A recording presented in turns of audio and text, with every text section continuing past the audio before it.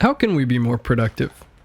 There's a lot of ways. Use the Pomodoro technique, break the project down into smaller pieces, drink coffee, remove distractions from your workplace, listen to classical music, specifically this song, and just don't procrastinate. Okay, what about that last part? You know how you'll have everything ready to do your work, and you know exactly what to do, but you just can't start? Sometimes for me, it's like there's this physically painful force field between me and action, and I just can't do anything. Then I'll open up Netflix and the pain will go away. That's the thing that you don't want to do. So what can we do in those difficult moments to get stuff done without needing an approaching deadline to finally kick us into gear? I'll tell you. Do 2 push-ups and take a shower. What the hell are you talking about? Okay, I know that doesn't sound like much, but give me a couple minutes to explain the process and why the 5 concepts behind this make it so effective. The very first step in this is to notice what is going on in those moments when you are having trouble getting started or when you are getting distracted. This is something that I picked up from psychiatrist Judson Brewer. He gave a talk called A Simple Way to Break Bad Habits, where he talks about how you can use mindfulness to stop cravings that lead to bad habits. Judson described an incredibly successful experiment designed to help people abstain from cigarette smoking. People were instructed to simply be curious about their smoking cravings when they appeared. The point was to analyze and understand that craving, to not focus on, oh my god, I need a cigarette, but to focus on, oh, I suppose I'm a little tired or irritated with this slow internet, so I'm expecting a cigarette would make me less uncomfortable. Just by taking a moment to really understand the craving, the participants had unprecedented success with abstaining from smoking. So I started trying this when I was working, and I analyzed what was going on in my head when I was having trouble staying on task. Usually, it was something I could put my finger on. I was irritated with how slowly I was progressing in the project, or I started wondering when Saturn was discovered, or I just really wanted to watch an episode of The Simpsons. Taking notice of the craving to get distracted helped way more than I expected. It was enough to be able to say, that's a stupid reason to stop working, and the craving would pass. Unfortunately, it didn't work all the time. This is where part 2 comes in. The second part comes from human behavior master BJ Fogg. BJ describes in his TED Talk how there are 2 very effective ways to create new positive habits. 1, you can change your environment, or 2, you can tack the habit you want to create onto an existing behavior.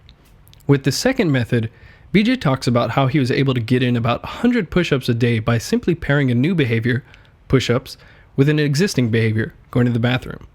So every time he got up to pee, he would do 2 push-ups. You might say, why not 10 at a time? He could do 500 push-ups per day. Actually, the small number is important to the likelihood of him actually doing it. For example, if you're trying to get yourself into the habit of jogging every day, you're more likely to commit and make a habit if your target is 200 meters per day rather than 5 kilometers. No matter how tired you are, a jog up and down the street is doable. And you'll probably end up doing more than 200 meters, but the point is, day by day, you're making it into a habit. You can do all sorts of things with this concept, like get yourself to start flossing every time you brush your teeth.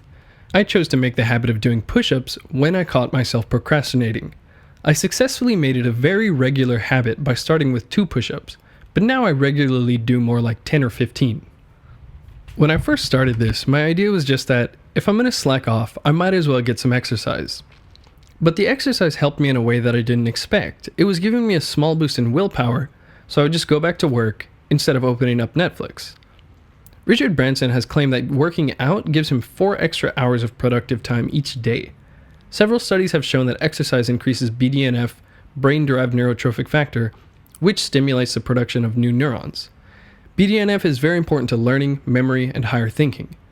While a couple quick push-ups isn't going to grow me a whole nother hippocampus, it will increase blood flow, getting more energy and oxygen to the brain, making it perform a little bit better.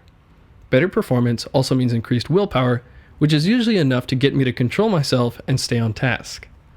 Another thing that might happen is that my desire to get distracted and stop working will be less than my desire to not have to get up and exercise.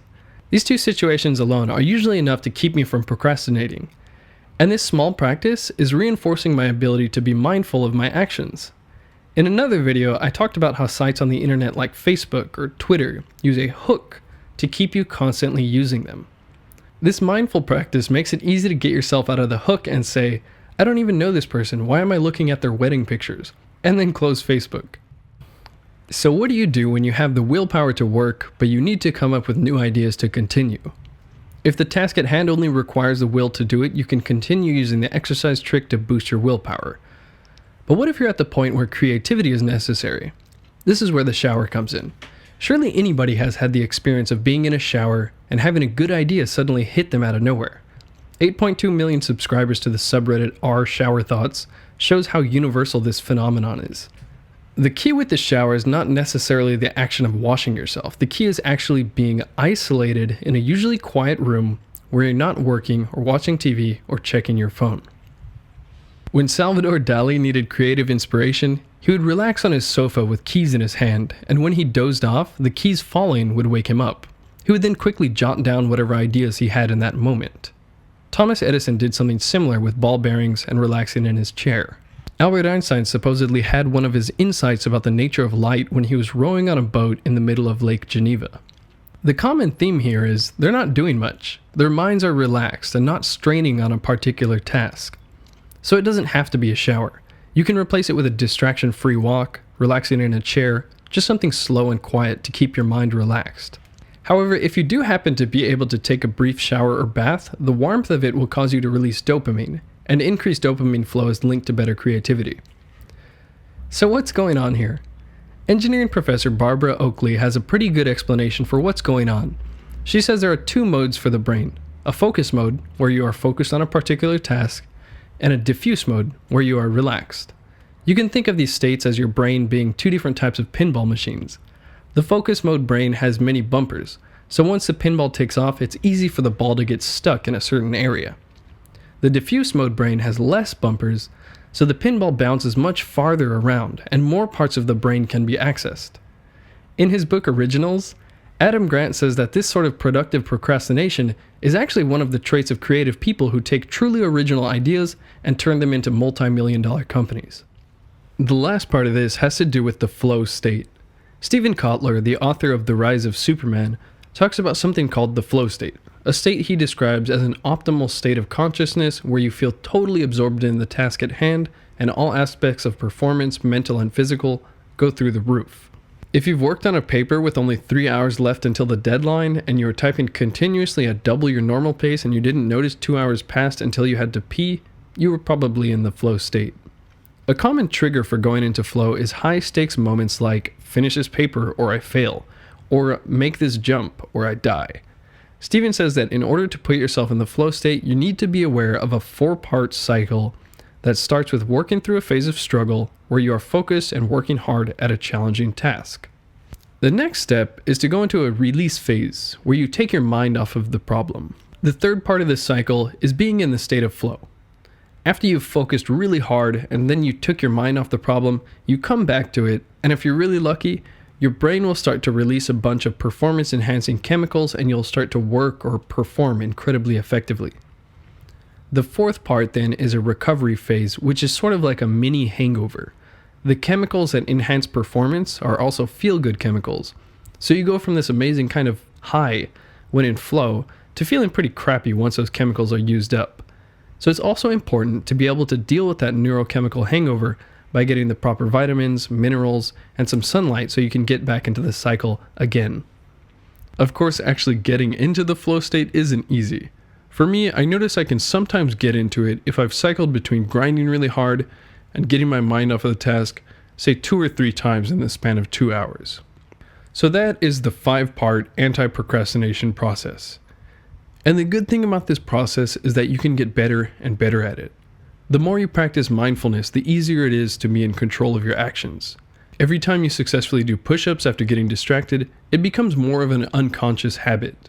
Steven Kotler says that you can even learn what triggers put you in flow, and then learn to more consistently put yourself into that mega performance state. One thing that is really important is making sure you're taking the right kind of breaks. If you are hoping to get into flow, one of the things that you can't do during the release phase is watch television, because it will actually change your brainwaves in a way that blocks flow. And it took me a while to notice, but by taking a break by watching Netflix, I didn't get many creative ideas appearing in my head.